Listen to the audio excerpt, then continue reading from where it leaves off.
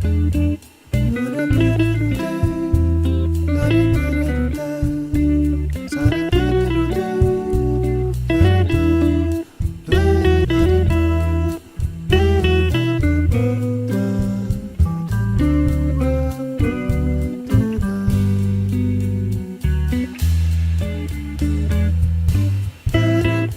Escuela Latinoamericana de Oncología en el aire y con la presencia hoy de destacados profesores que nos visitan y con un tema muy importante que vamos a comenzar a tratar en este módulo que es el cáncer de pulmón. Tenemos la presencia de la doctora Erika Pavón, médica oncóloga clínica, egresada de ya oncóloga clínica de la Universidad Central del Ecuador. Ella nos va a hablar la parte general de esta patología, por lo cual le damos la bienvenida a Erika. Muchas gracias por compartir, muchas gracias a todos por estar presente. Así que, Erika, podemos comenzar. Gracias. Muchas gracias. Bueno, muchas gracias a todos los organizadores de la Escuela Latinoamericana de Oncología. Como mencionaron, vamos a iniciar el módulo de cáncer de pulmón. Vamos a hablar hoy de la introducción acerca del cáncer de pulmón de células no pequeñas. Vamos a ver generalidades, importante de mortalidad en todo el mundo. A pesar de que es una enfermedad bastante investigada, que actualmente hay muchos ensayos, hay mucha investigación en cáncer de pulmón, se han logrado avances importantes en todos los aspectos, desde un diagnóstico cada vez más temprano, mejores técnicas quirúrgicas, ampliación de los paneles o de los esquemas de quimioterapia, mejoran las técnicas de radioterapia, además así también mejora en la parte de los cuidados paliativos. Hay una mejor comprensión de los aspectos fundamentales de la biología de la enfermedad. Entonces hay un avance importante en todos los aspectos de esta enfermedad. Sin embargo, a pesar de que cada vez existe más información, sigue siendo una enfermedad con bastante mortalidad, como vamos a ver. Por eso que es importante conocerla. Entonces vamos a iniciar por la epidemiología. Tenemos que mencionar que esta es la causa más común de muerte por cáncer en todo el mundo. Se menciona que causa tanta mortalidad como los cuatro cánceres más, los siguientes cuatro cánceres que producen más mortalidad, como es el cáncer de mama, el de colon, el de próstata y el de páncreas. Entonces, esta la equipara el cáncer de pulmón a las muertes de estas patologías. En Estados Unidos, en 2024, se estima que se diagnosticarán, es decir, este año, aproximadamente 234,000 casos nuevos, de los cuales vamos a ver que la mayoría o un porcentaje un poco mayor van a ser en mujeres, de 116,000 casos en hombres y 118,000 casos en mujeres. Esto es de cáncer de pulmón y bronquios. Y de estos nuevos casos, aproximadamente 225,000 con 70 personas van a morir a causa de esta enfermedad, de los cuales 65 aproximadamente son hombres y 59,000 son mujeres. Vemos, como les mencioné, que la razón general de mortalidad de incidencia aún es sumamente alta y se alcanza una supervivencia a 5 años solo del 25.4%, esto incluyendo tanto cáncer de pulmón de células pequeñas como no pequeñas. Sin embargo, hay que mencionar que en el adenocarcinoma este porcentaje puede millones de muertes por año en todo el mundo. Debido a, como vamos a ver, los factores de prevención primaria, se ha visto que desde el 2006 la incidencia de cáncer de pulmón ha disminuido anualmente un 2.5% en hombres y solo un 1% en mujeres anualmente. Entonces vamos a ver por qué es esta disminución menor en mujeres. Y como sabemos, igual a principios del siglo XX era poco común y por los factores como el consumo del tabaco sobre todo, ahora causa esta importante mortalidad. Entonces, siguiendo con la epidemiología, aunque el factor principal, como vamos a ver, es el tabaco, Más de la mitad de los casos diagnosticados son personas que nunca han fumado o que dejaron de fumar hace muchos años.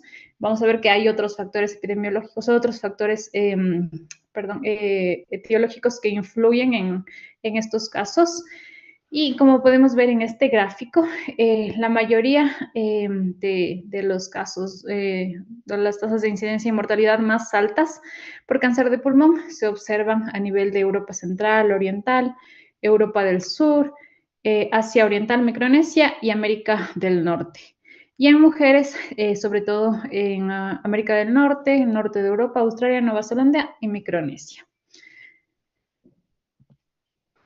Según el GloboCam, esto es con datos del 2022, como podemos observar aquí, los países con el color azul son los que tienen mayores tasas de incidencia, y esto vemos que las tasas de incidencia más altas ocurren en las regiones con más desarrollo del mundo, donde el tabaquismo es más prevalente, porque es uno de los factores directamente proporcionales que se han encontrado.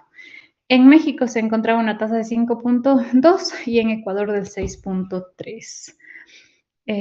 Esto es en relación a la incidencia. Entonces, ahora vamos a ver de acuerdo a la mortalidad.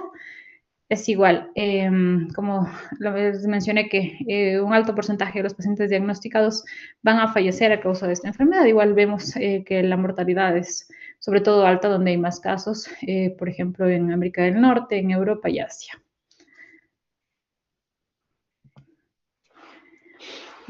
A nivel mundial sigue siendo más común en hombres que en mujeres, pero como les había mencionado, las tasas de incidencia en hombres parecen estar disminuyendo, como podemos ver aquí en los gráficos de arriba. A nivel mundial están disminuyendo las tasas de incidencia en hombres o al menos estabilizándose, como podemos observar aquí. Sin embargo, este comportamiento es diferente en mujeres. Como podemos ver acá en los gráficos de abajo, en las mujeres parece estar aumentando en algunas regiones o en el mejor de los casos, como podemos observar acá, estabilizándose. Esto es debido a que cada vez las mujeres, se observa un mayor consumo de tabaco en mujeres y debido también al humo o al tabaquismo pasivo o en el hogar. Pero es por esto que se observa esta diferencia. Este es un gráfico que fue desarrollado en Solca, Quito, como podemos ver aquí, y lo que se ve es las incidencias más altas en el mundo y en Latinoamérica. Podemos ver aquí las principales, en China, en Canadá, y aquí Ecuador ocupa el puesto 65 en relación a la incidencia en el mundo. Un poquito más de datos de epidemiología a nivel de Ecuador.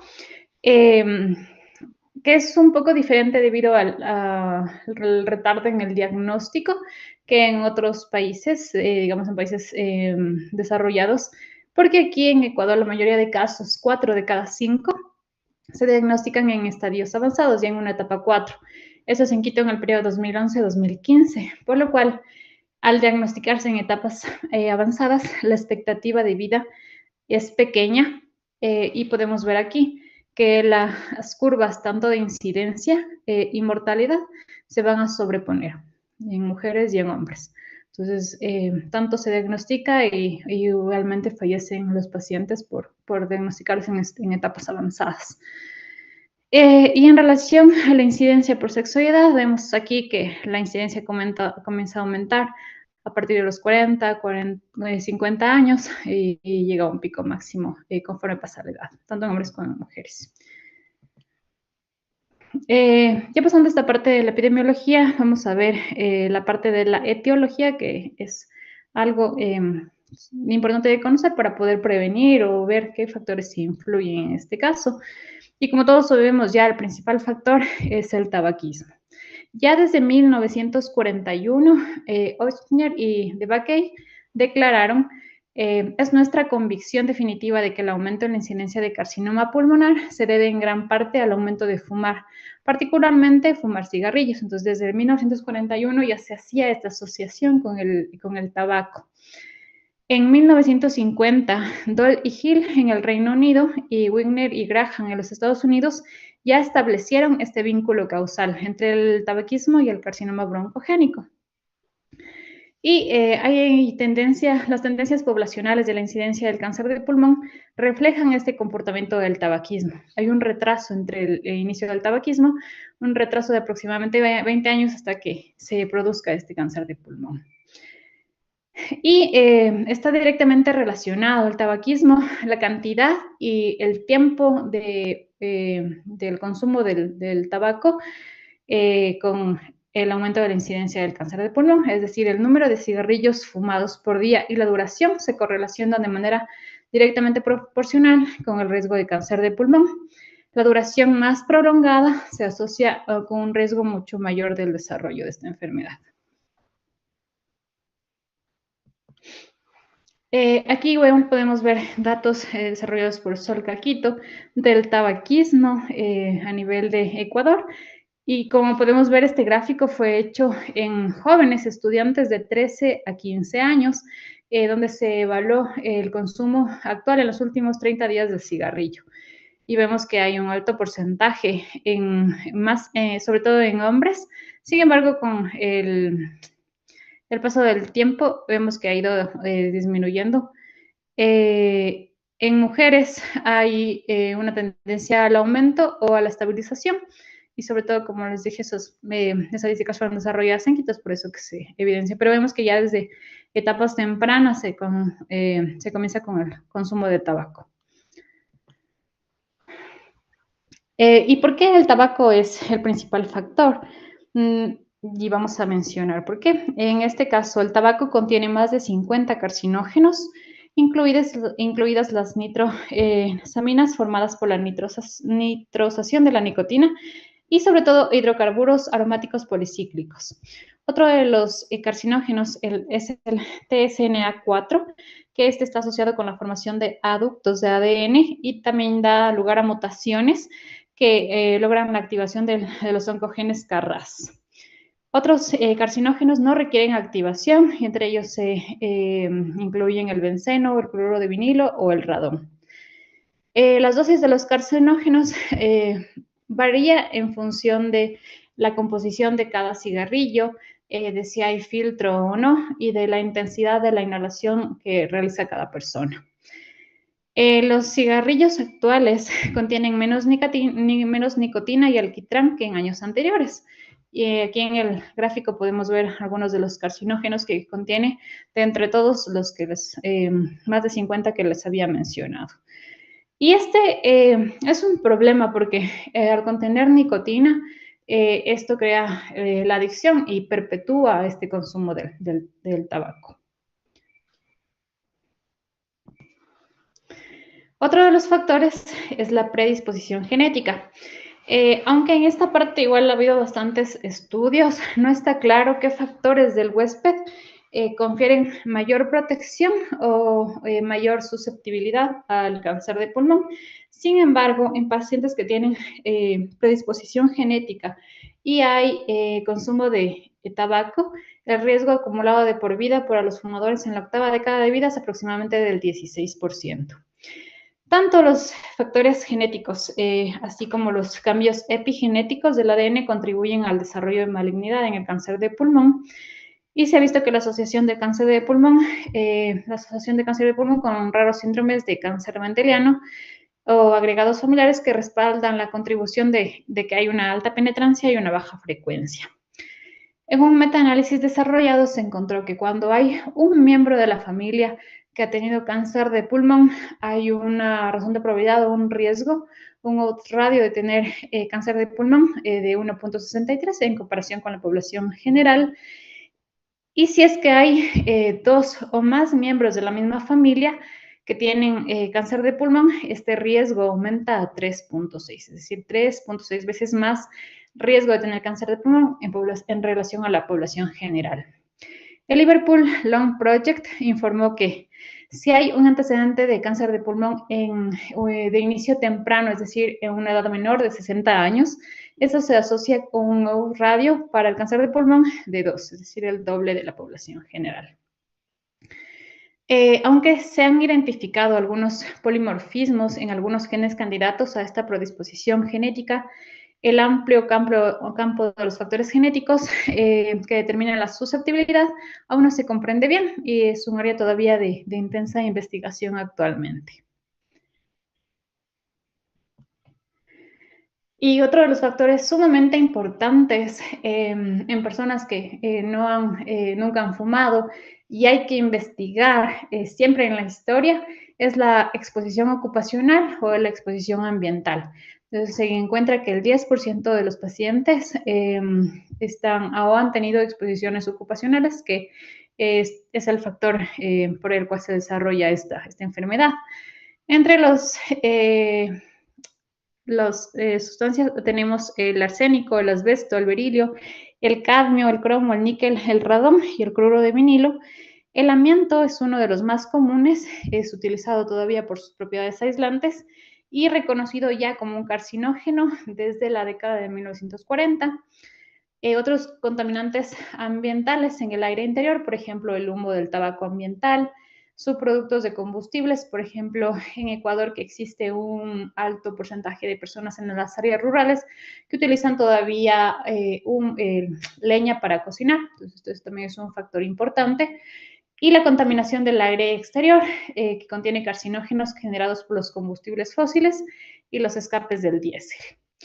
En un estudio desarrollado en 1980 se encontró que en no fumadores el riesgo de cáncer de pulmón aumentó con la exposición al asbesto y aumentó aún más si la persona o el paciente desarrollaba asbestosis. En los fumadores, al igual que en las personas no fumadoras, si hay una exposición al asbesto o hay asbestosis, el riesgo aumenta aún más. Y otro de los importantes es que el gas radón que está implicado en los trabajadores de las minas de uranio subterráneas contribuye a unas 15.000 a 20.000 muertes por cáncer de pulmón. Entonces, es algo que siempre debemos investigar en nuestra historia clínica.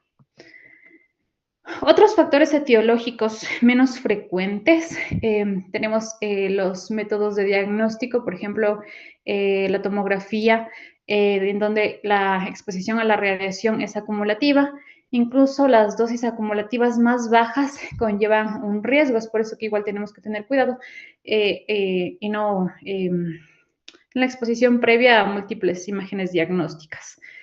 En las personas afrodescendientes se evidencian tasas más altas de incidencia de cáncer de pulmón y tienen una peor supervivencia a 5 años que en las personas de otras etnias. Factores socioeconómicos, incluida la educación y los ingresos, están inversamente asociados con el riesgo de esta enfermedad. Los factores del estilo de vida, incluido la dieta, la actividad física, probablemente influyen en el riesgo. Se han encontrado algunos estudios en donde se evidencia que una dieta rica en frutas, vegetales y actividad física regularmente pueden reducir el riesgo de esta enfermedad. Y otro de los factores es la enfermedad pulmonar subyacente. En este hay una mutagénesis a través de la activación de la vía inflamatoria nuclear, kappa B, hay un desequilibrio de las proteasas antiproteasas o una inflamación crónica que contribuye al riesgo de esta enfermedad. Y sobre todo si tiene factores asociados, por ejemplo, tabaquismo, el riesgo aumenta mucho más. Ya, ahora vamos a ver la parte de la presentación clínica. Normalmente en etapas tempranas los pacientes no van a presentar ninguna sintomatología, es decir, son asintomáticos. Aproximadamente a nivel mundial, una cuarta parte de los casos se diagnostican en esta etapa temprana. Y normalmente cuando se diagnostican en esta etapa temprana suelen ser un hallazgo incidental, ya sea un nódulo en un estudio de imagen realizado por alguna otra enfermedad o por algún método de screening. Y actualmente con el screening que vamos a ver posteriormente, se evidencian cada vez etapas más tempranas. Sin embargo, no en todos los casos se diagnostican en una etapa temprana. Más de la mitad de los pacientes con cáncer de pulmón van a tener ya una enfermedad avanzada en el momento del diagnóstico. En este caso pueden desarrollarse diferentes tipos de síntomas de acuerdo a la afectación que tengan. Pueden presentarse síntomas relacionados con el tumor primario. Pueden presentarse síntomas relacionados con las metástasis a sitios distantes o síndromes paraneoplásicos. Los síntomas pulmonares, es decir, del tumor primario, los más comunes son la tos, la hemoptisis y la disnea, sobre todo por la afectación directa de las vías respiratorias, por la inflamación que producen en esta, pueden producir disnea por los factores inflamatorios, por la hipercoagulabilidad que puede llegar a una tromboembolia pulmonar o incluso también puede presentarse derrame pleural que va a ocasionar esta sintomatología. También el tumor puede extenderse directamente hacia estructuras adyacentes. Por ejemplo, puede causar dolor cuando invade la pared torácica o el plexo braquial. Puede producir ronquera por pinzamiento del nervio laringio recurrente. Puede presentarse como un síndrome de Horner con tosis, miosis y anhidrosis. O puede llegar también a un taponamiento cardíaco cuando se extiende hasta estas estructuras. Y cuando la enfermedad ya avanza mucho más y llega a una enfermedad metastásica, los síntomas pueden ser constitucionales o relacionados con el órgano que está afectado. El cáncer de pulmón metastiza sobre todo a cerebro, hueso, hígado, glándulas adrenales y puede metastizar hacia el otro pulmón. Sin embargo, hay muchos otros órganos a los cuales o estructuras a los cuales puede metastizar, pero esos son los principales. Entonces, los síntomas de la enfermedad metastásica pueden estar relacionados con estos órganos. Adicionalmente, pueden presentarse síndromes paraneoplásicos que no estrictamente van a estar relacionados con una enfermedad metastásica. Pueden presentarse también en etapas tempranas, por lo tanto, cuando estos aparecen, no nos van a excluir el tratamiento con intención curativa. Estos síndromes paraneoplásicos sobre todo se presentan en el cáncer de pulmón de células pequeñas, pero un pequeño porcentaje también se puede presentar en el de células no pequeñas. Podemos evidenciar la hiponatremia, que está relacionada con el síndrome de secreción inadecuada de hormona antidiurética. Podemos evidenciar hipercalcemia, porque se produce una producción ectópica del péptido relacionado con la hormona paratiroidea. Podemos evidenciar síndrome de Cushing por la corticotropina ectópica. Esto sobre todo se presenta en carcinomas escamosos. Y aunque los síndromes neurológicos son menos comunes, se pueden presentar y siempre hay que tenerlos en cuenta. Estos son el síndrome de Lambert, el síndrome miasténico de Eaton y la encefalomielitis o la neuropatía sensorial subaguda. Estos neurológicos, al igual, se presentan sobre todo en cáncer de pulmón de células pequeñas, pero siempre también puede presentarse en el de células no pequeñas. Entonces, ¿qué hallazgos clínicos nos sugieren a nosotros una enfermedad metastásica?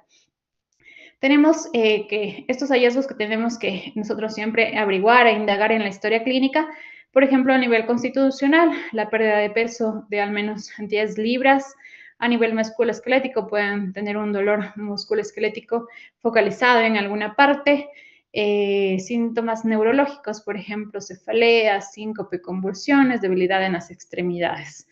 Al examen físico podemos encontrar linfadenopatías de más de 1 centímetro, ronquera, síndrome de vena cava superior, sensibilidad ósea, hepatomegalia por debajo más de 13 centímetros por debajo del reborde costal, signos neurológicos focales, papiledema o una masa de tejido blando cuando invade estas estructuras.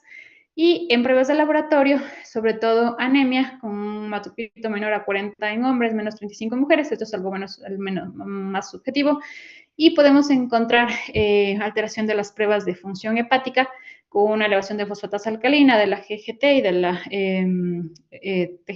TGO y TG, perdón. Cuando se ve afectada el hígado y hay enfermedad metastásica en este nivel.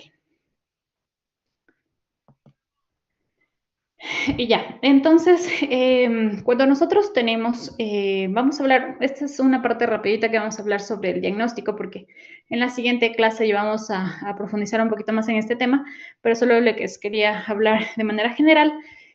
Cuando tenemos un hallazgo incidental de un nódulo que es sospechoso de cáncer de pulmón, lo que debemos hacer es una evaluación multidisciplinaria y siempre desde un inicio, si el paciente es fumador, hacer una consejería sobre el abandono del tabaco.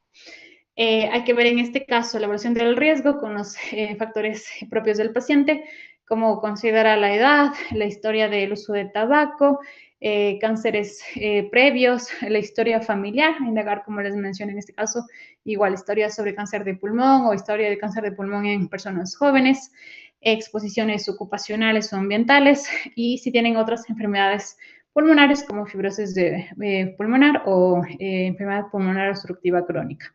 Y en este punto descartar o obtener la posibilidad de que este nódulo sea relacionado con alguna enfermedad infecciosa, por ejemplo, exposición a agentes infecciosos, si viven en áreas endémicas por infecciones fúngicas o áreas endémicas de infección por tuberculosis, o si tiene riesgo individual de tener alguna infección, por ejemplo, en pacientes inmunocomprometidos, si han estado expuestos a aspiraciones o síntomas o si tienen síntomas de alguna infección.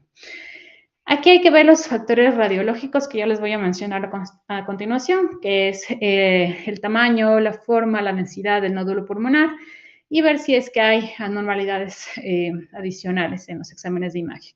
Y en este punto se puede considerar ya la realización ya de una tomografía o de un examen PET. Entonces, en relación a los estudios de imagen, ¿qué es lo que nos hace sospechar de una enfermedad maligna a nivel pulmonar? Nos hace sospechar un cáncer de pulmón cuando son lesiones mayores a 3 centímetros que en estudios anteriores no aparecían, es decir, lesiones nuevas. Si tenemos que estamos haciendo un seguimiento de un nódulo pulmonar y se ve un crecimiento de cualquier nódulo o masa, debemos sospechar un cáncer de pulmón si hay una nodularidad pleural, si es que hay ganglios iliares o paratraqueales asimétricos o significativamente agrandados, cuando hay lesiones endobronquiales o un área de consolidación que se cree que es un proceso infeccioso, pero con el tratamiento médico no se soluciona, ahí debemos sospechar un cáncer de pulmón. Los hallazgos que son preocupantes, pero menos específicos para cáncer de pulmón, incluyen efusiones pleurales, atelectasias no dependientes o placas pleurales que pueden significar una exposición al asbesto. Y hallazgos adicionales que sugieren malignidad en la tomografía de tórax son lesiones con bordes irregulares o espiculados, lesiones cavitarias de paredes gruesas sin evidencias de procesos infecciosos, cuando hay nódulos con atenuación mixta, es decir, tienen un componente sólido y un componente en vidrio esmerilado menos denso, cuando hay lesiones puras en vidrio esmerilado nos tienen que hacer sospechar alguna patología maligna, y cuando estas lesiones en vidrio esmerilado persisten o aumentan lentamente de tamaño durante meses o años y al contrario no se resuelven, y cuando existen múltiples nódulos a nivel pulmonar. ¿Cuándo se considera, si es que encontramos estos nódulos pulmonares, necesaria una biopsia preoperatoria? Normalmente, si es que nosotros estamos sospechando una enfermedad temprana, por ejemplo, un estadio 1A, y el paciente tiene factores de riesgo para tener cáncer de pulmón, ya sea individuales, familiares, y como les menciono, es una etapa 1A, se considera que la biopsia preoperatoria no es necesaria, ya que va a someterse a un tratamiento quirúrgico. Sin embargo, siempre en la instancia quirúrgica debe hacerse un examen intraoperatorio para confirmar esta malignidad. ¿Y cuándo se considera necesaria esta biopsia preoperatoria? Cuando se sospecha de cáncer de pulmón en estadio 1B o superior. Es decir, pacientes que van a ser candidatos a futuro de una terapia neoadyuvante, cuando un diagnóstico intraoperatorio puede ser difícil o arriesgado. Entonces, en este caso, se debe someter a una biopsia preoperatoria para establecer el diagnóstico previo a la radioterapia ablativa estereotáxica, o cuando el paciente puede tener una patología no oncológica o una oncológica no pulmonar que puede diagnosticarse mediante esta biopsia mínimamente invasiva. En relación al diagnóstico, un poquito solo les menciono cosas, puntos básicos. Siempre es preferible realizar una biopsia de la patología que nos ayude a conferir el estadio más alto. Es decir, se prefiere siempre una biopsia a nivel de una lesión que se sospeche como metastásica o de alguna adenopatía, preferible a la biopsia del sitio primario o del pulmón, porque vamos a tener más utilidad con esta. Los pacientes cuando tienen masas centrales y una sospecha de una afectación endobronquial deben someterse a una broncoscopía. Se prefiere siempre como primer estudio diagnóstico la biopsia menos invasiva y de mayor rendimiento, como les mencioné, la que nos va a dar mayor utilidad para sobre todo en un estadio posterior. Las decisiones siempre acerca del diagnóstico cuando hay una sospecha de un cáncer de pulmón en estadio temprano o 1 a 3 deben ser multidisciplinarias, es decir, no se toma la decisión solo, siempre debe haber un consenso con un oncólogo clínico, radiólogos torácicos, intervencionistas radiólogos, cirujanos torácicos y neumólogos que estén especializados en esta parte de la oncología.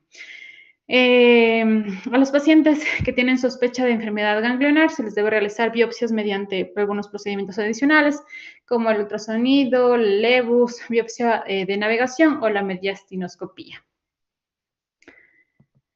Entonces, con esto nosotros ya vamos a llegar a un diagnóstico de un cáncer de pulmón de células no pequeñas. Y lo que se hace después, siempre que nos encontremos ya ante un diagnóstico de cáncer de pulmón de células pequeñas, es una revisión de la patología. Se debe hacer la historia clínica para evaluar el status performance del paciente. Se considera la realización de una tomografía de tórax que incluya la parte superior del abdomen, donde se pueda evaluar las adrenales, porque les dije que puede tener un alto índice de metástasis a este sitio. Exámenes de sangre para el contagio de plaquetas, una química sanguínea, siempre la consejería acerca de abandonar el tabaco y evaluar el riesgo del paciente individual. Y vamos ya luego a estadificar al paciente.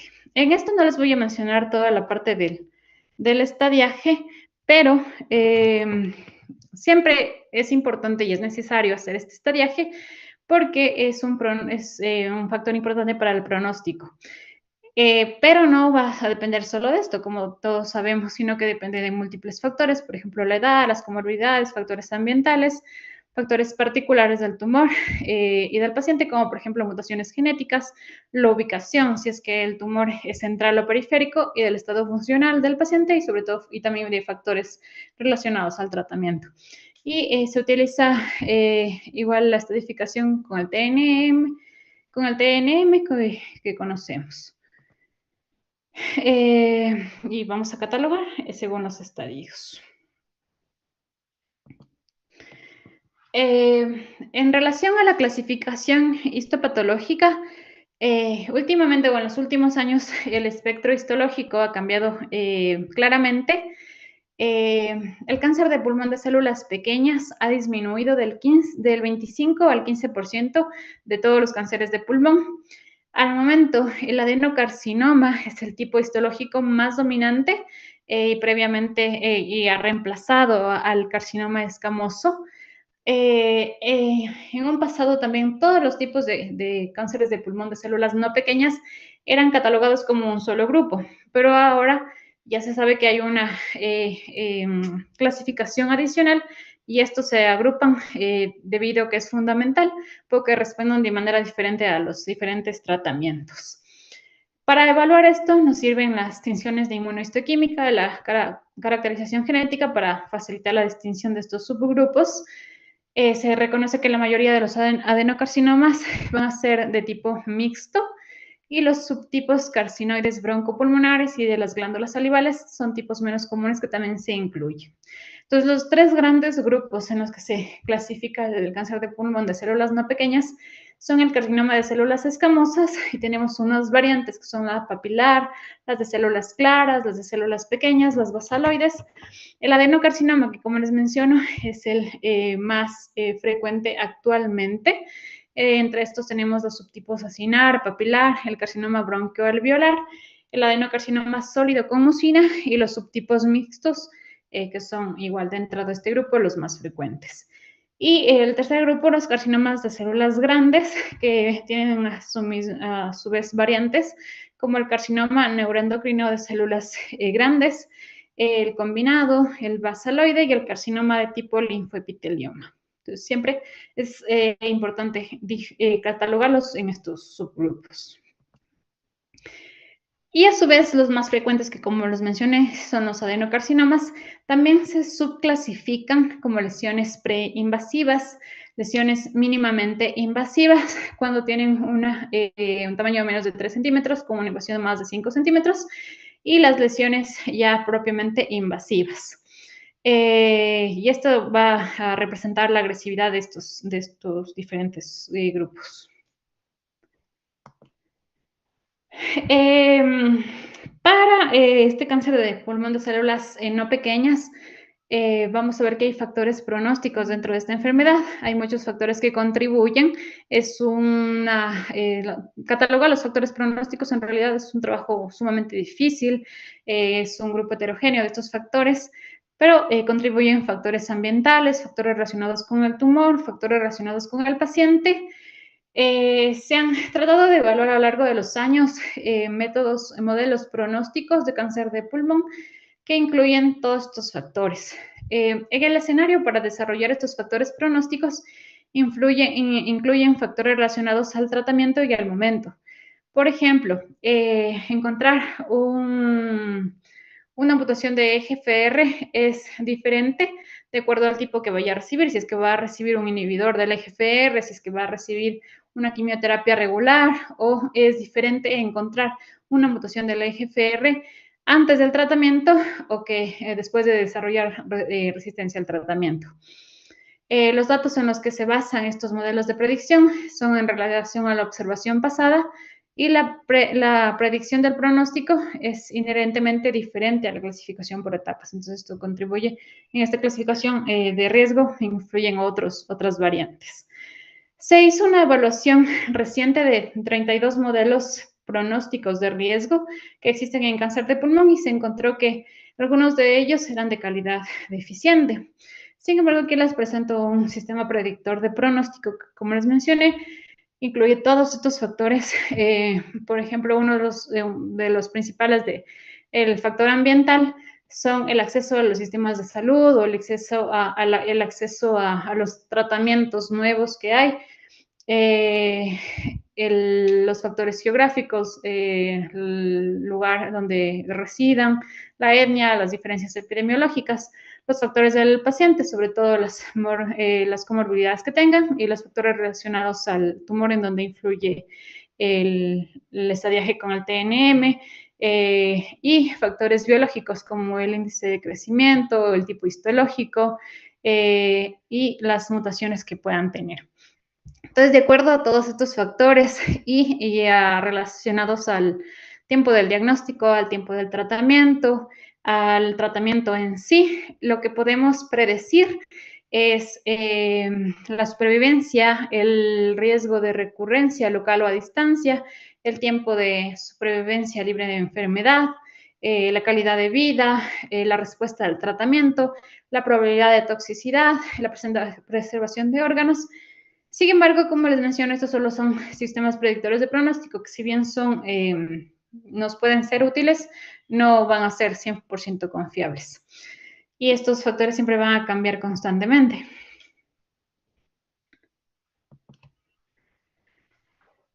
Y una parte importante en la parte del cáncer de pulmón va a ser la prevención.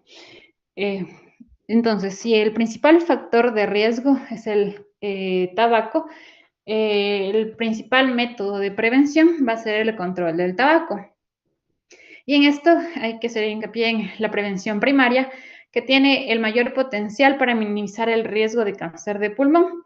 Dejar de fumar sigue siendo la intervención más poderosa para reducir tanto la incidencia como posterior la mortalidad del cáncer de pulmón. Incluso si una persona en la 7ª década de vida deja de fumar, da como resultado una disminución en la incidencia de cáncer.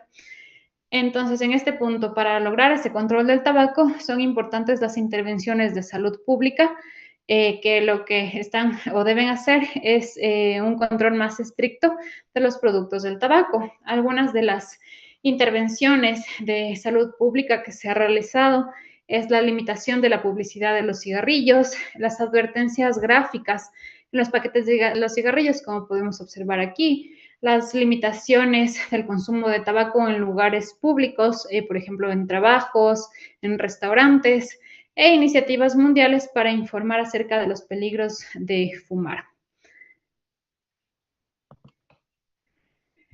Dejar de fumar,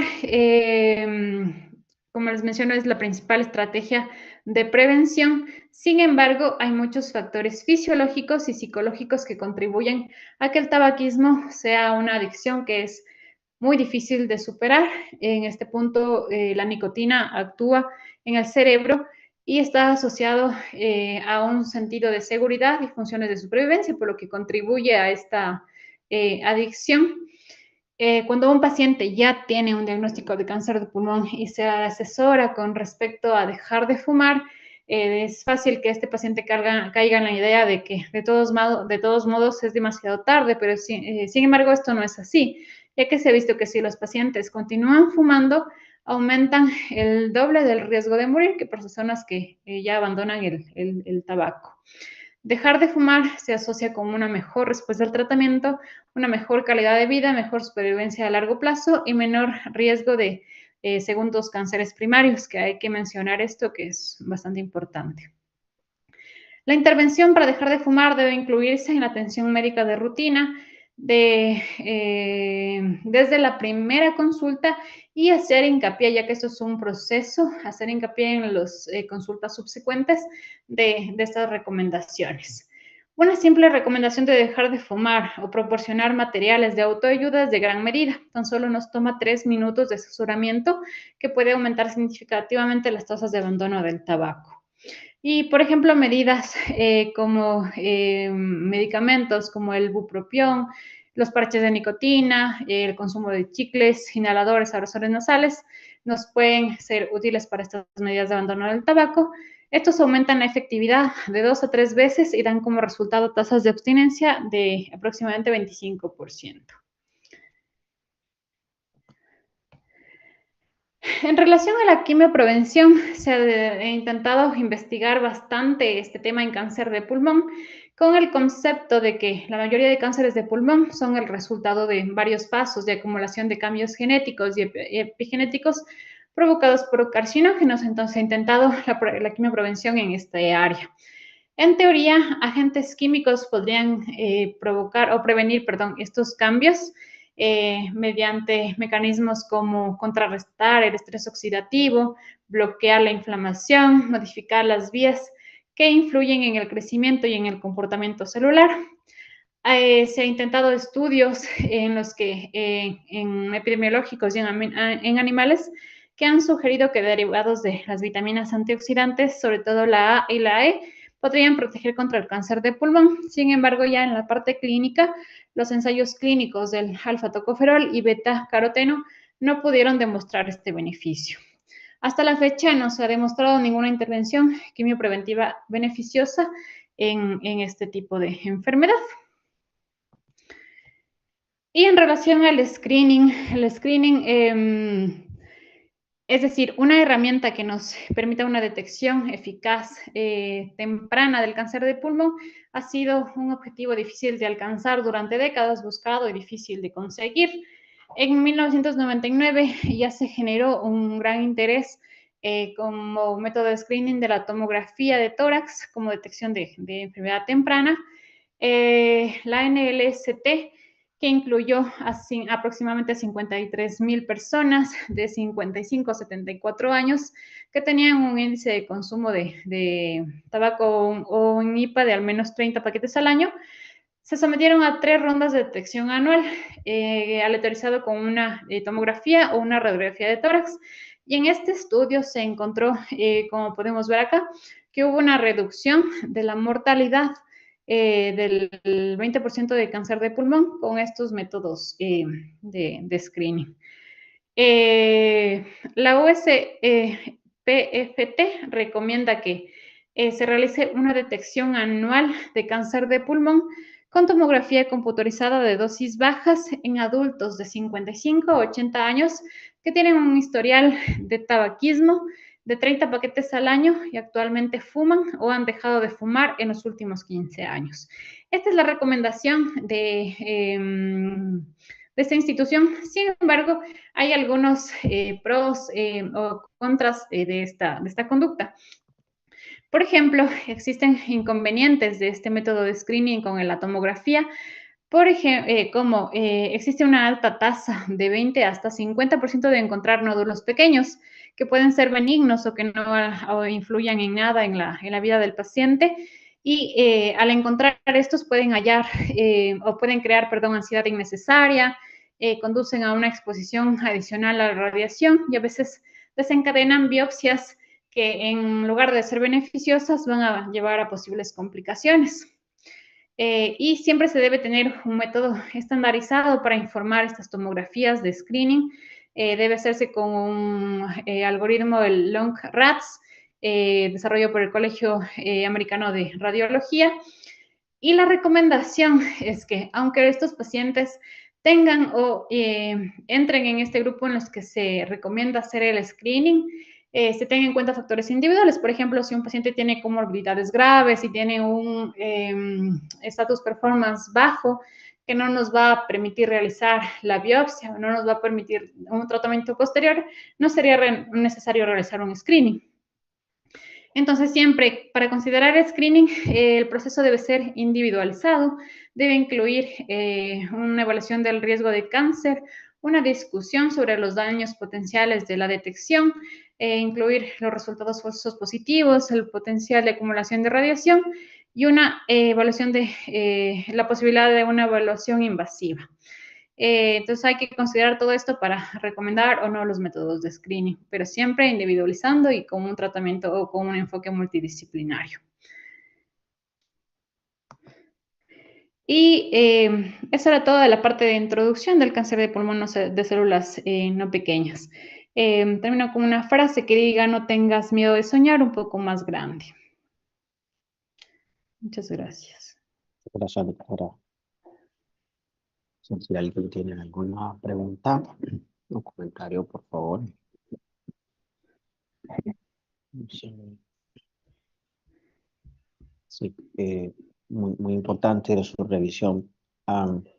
Creo que es importante a la misma vez tener en cuenta que algunos aspectos que no son contemplados en los estudios de tamizaje para nuestra población en Latinoamérica son factores como la exposición al humo de leña, ¿no? Algunos oficios que hay que tener en cuenta en los pacientes que nosotros vemos: exposición a radón, personas que trabajan en minas, y un aspecto que también tenemos que tener en cuenta como un factor de riesgo muy importante y que compartimos un poco con poblaciones asiáticas es la incidencia y o prevalencia de tuberculosis como factor de riesgo para cáncer de pulmón.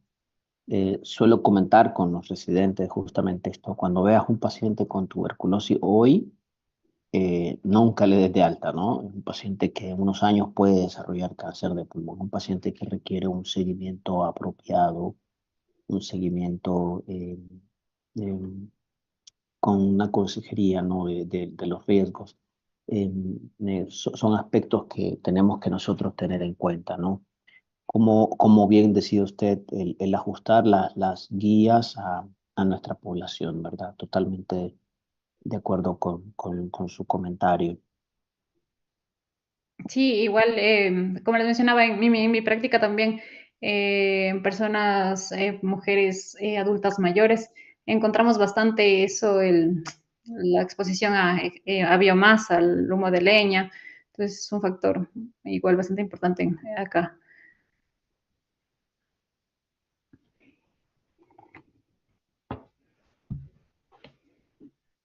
No sé si hay algún otro comentario. Eh, Es la, gracias, Erika. No sé, Anita. Pues comentar únicamente qué importante es estar revisando estos temas que uno puede menospreciar, pero que el volver a revisar eh, siempre es bueno y estar al tanto de estos cambios, más en cáncer de pulmón, que continuamente se están dando en los histologías, cambios en los porcentajes de diagnóstico de un tipo histológico y de otro, eh, cambios en la etapificación, ¿verdad? En la revisión de la etapificación. Y pues agradecer a la doctora esta revisión que nos ha hecho.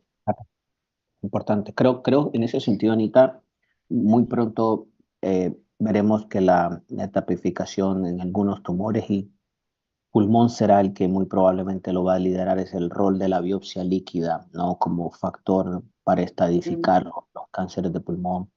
Creo que nos toca a los oncólogos cada vez más estar inmersos en el mundo de la biología molecular. Cáncer de pulmón ha sido uno de los mayores ejemplos de los beneficios de esta tecnología para la lucha contra el cáncer.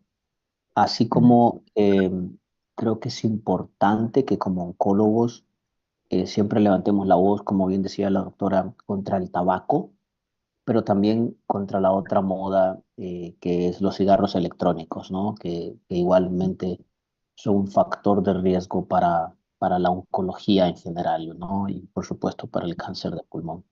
No debemos perder oportunidades siempre para remarcar el rol que estos o que estas prácticas tienen como agentes carcinógenos, como bien nos comentaba la doctora. Y también hay una consideración muy especial siempre el problema ha sido también la obtención de la biopsia, ¿no? Cuando para hacer diferentes marcadores, todo.